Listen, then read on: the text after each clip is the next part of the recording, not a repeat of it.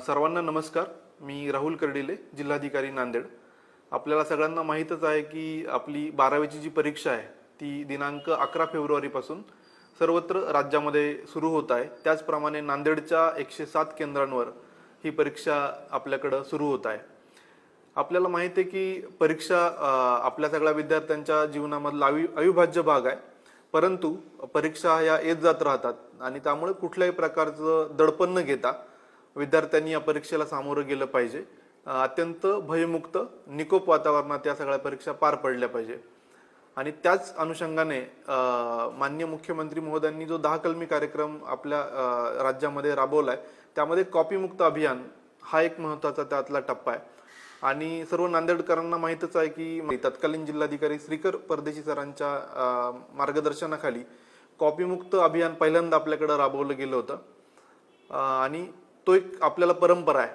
तर त्या अनुषंगाने सगळ्यांना आव्हान आहे माझं, विशेषतः सर्व विद्यार्थी, त्यांचे पालक, शिक्षक आणि सर्व समाज, की या परीक्षा आपण परत एकदा ही जी कॉपीमुक्त अभियान ही संकल्पना रिइन्फोर्स करण्याची गरज आहे आणि आपण सर्व मिळून या दृष्टीने कारवाई करू. आपल्याकडं 107 केंद्र जरी आपल्या जिल्ह्यात असले तरी 24 केंद्र आपल्या जिल्ह्यातले संवेदनशील केंद्र म्हणून ओळखले जातात, ज्या ठिकाणी कॉपी करण्याची आधीची हिस्ट्री असेल किंवा इतर अन्य गैरप्रकार घडले असतील.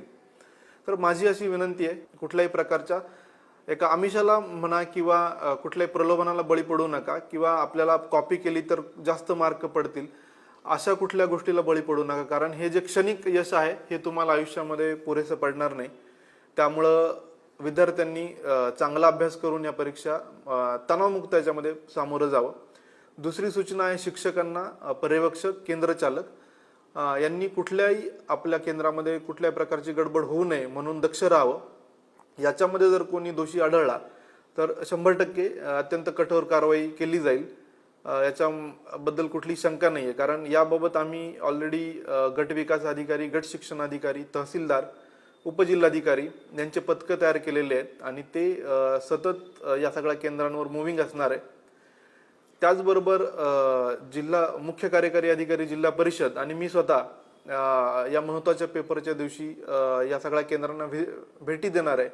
आणि याच्यामध्ये कुठलाही अनुचित प्रकार जर सापडला तर तो वर्गाचा पर्यवेक्षक, केंद्रचालक हे पण जबाबदार असतील. याची सगळ्यांनी दक्षता घ्यावी. पोलीस प्रशासन पण या सगळ्या परीक्षेसाठी सज्ज आहे. आणि मी परत एकदा या अनुषंगाने आपल्या सगळ्यांना आवाहन करतो की आपण सगळं मिळून ही जी एक कीड आहे, कॉपी करण्याची जी कीड आहे, तर तिचं आपण उच्चाटन करूया.